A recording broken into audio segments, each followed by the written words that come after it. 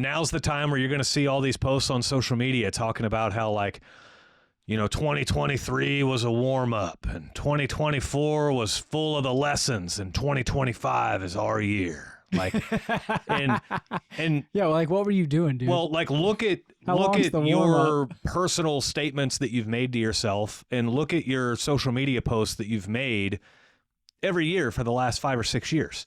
They're all the exact same thing. 2019 was a warm-up. 2020 was a COVID year. Everything got fucked up. So 2021 is my year. 2020 don't count. I didn't get in shape because I could.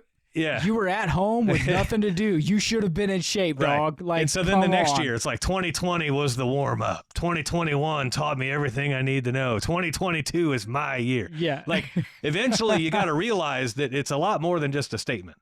Yeah. You got to actually, like, change something. Yeah. Right? And there's a hoodie that I wear at a dog pound. You still going to dog pound? Oh, yeah. Any There's a hoodie that I wear there when Danielle goes. Yeah. Nice catch. So there's Dog Pound's slogan is, if it doesn't challenge you, it doesn't change you.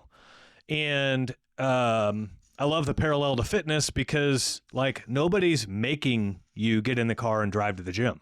Nobody's making you lift heavier weights. Nobody's making you do your treadmill faster or longer. It's the discipline talk. Right. Yeah. And so if it doesn't challenge you, it doesn't change you is a 97% accurate statement. It's off by 3% because the it that it's referring to is you. If you don't challenge yourself, you don't change. Yeah. Like you could read that statement, if it doesn't challenge you, it doesn't change you. And you're like, yeah, I'm ready for any challenge. But then they don't take the opportunity to be challenged when it presents itself. Yeah. And then they're like, well, why am I in the same place? Well, you didn't accept the challenge. Yeah. Right? You challenged yourself and then just didn't act on it. Yeah.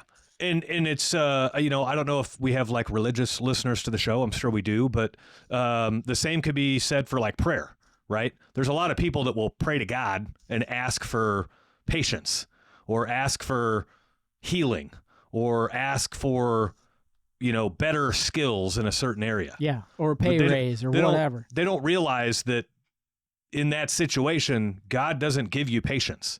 He gives you opportunities to develop your patience. In other words, when you pray for patience, your life gets harder. Like, it literally gets harder. Yeah. So that you can exercise your patience muscle. Yeah. And get better at being patient. Yeah. Right? When you pray for financial security, you're going to be the, tempted with financial things so that you can exercise your financial discipline and therefore build your financial security. It all centers on you. It's like the person in the flood that prays to God for the raft or to be rescued. We've got a viral clip from me telling that story. It's like, I sent a helicopter and you didn't get on it. Yeah, like, the newscasters were forecasting the rain's coming.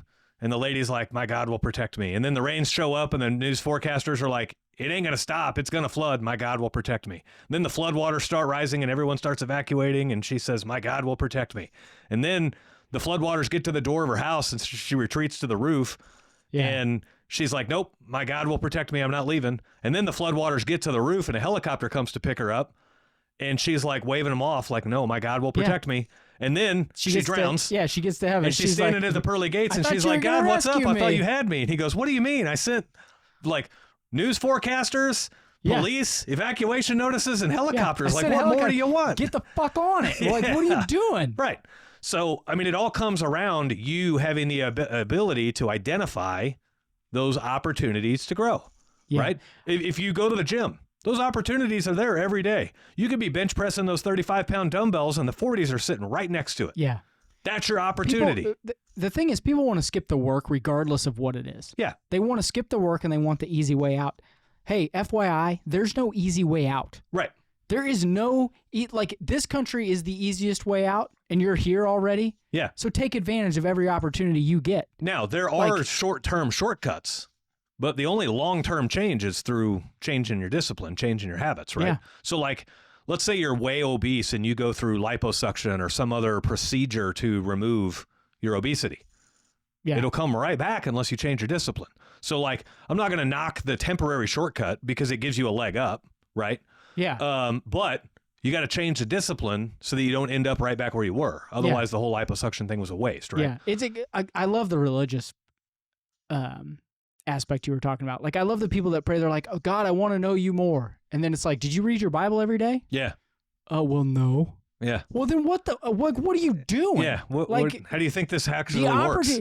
Here's a book. Read it. It'll make you better. They'll read 87 self-help books, but then they won't read that book. Right. It's insane to me. The same goes for the self-help books. They'll read 87 self-help books, do nothing, and then wonder why none of those books helped. Well, it gave me 10 points to work on. Well, did you work on them? Well, no. Yeah. Well, then it ain't going to help you. Then it ain't working, right? Like, what the hell? And so ultimately, as we're going through all these, like, it's up to you to recognize the dropped promises from the past, and it's up to you to break that cycle. Austin's making fun of me. My redneck came out. Oh. No, I just do the thumbs. You sound like Medea there.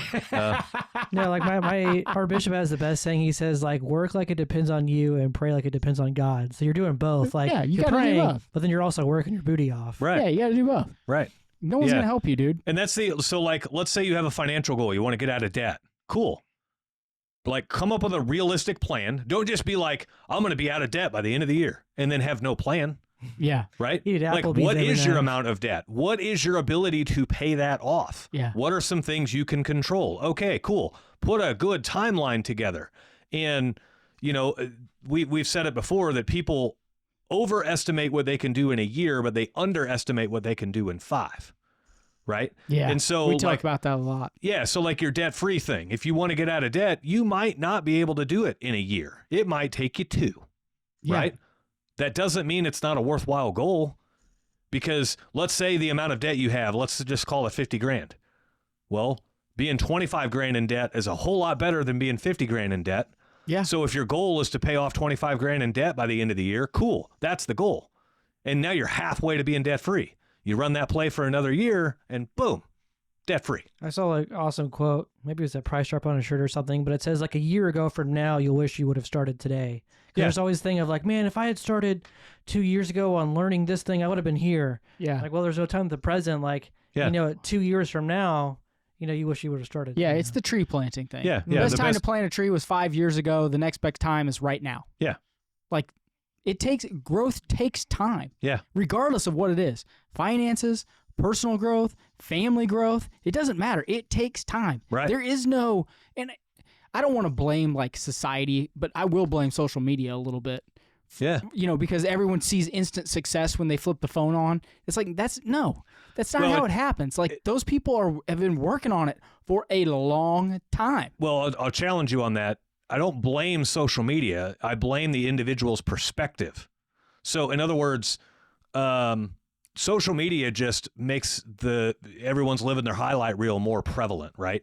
Before social media, people were still trying to keep up with the Joneses, right? And your neighbors buy a new car, you want to go buy a new car. Your neighbors build a house addition, you want to build a house addition, and all this stuff, right? Well, it changed. I'll say it changed the perspective. How about that? Like, okay, I'm only trying to keep up with these 5 people. Now people are trying to keep up with 2 million people. Right. You know what I mean? Right. I'll blame it that way. How about that? And you know, there's plenty of people out there that have grown their businesses incredibly fast, and that will attribute the growth to outside factors that they were just taking advantage of or recognizing the opportunity, right? There are a few people out there, these are the gurus, that grew their business quick, and they say this was all me.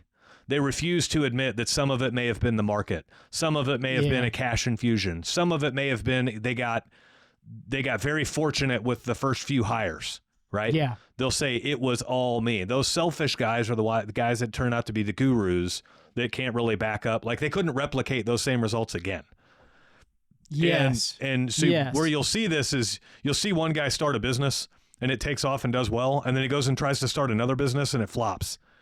Yeah. And what's funny is he still takes all the credit for the one that did well. Yeah, and then he won't take the credit for the other one. Right. Yeah. He blames all the outside factors on the one that flopped. Yeah. And it's like, no, hold on. If the outside factors flopped this one, then the outside factors may have given you a hand up. Yeah. Right? I mean, sometimes the ball just does bounce your way. Yeah. Like, sometimes you get opportunities that other people don't get. Yeah. But they pounced on them and made the best of it. That doesn't mean that they're better than you. That doesn't mean that your process isn't working. That doesn't mean that you won't get there eventually. Right. Like, And that's what I meant when I was saying like social media. Like it puts a fog over what it actually takes 90% of the time to get things done. Yeah.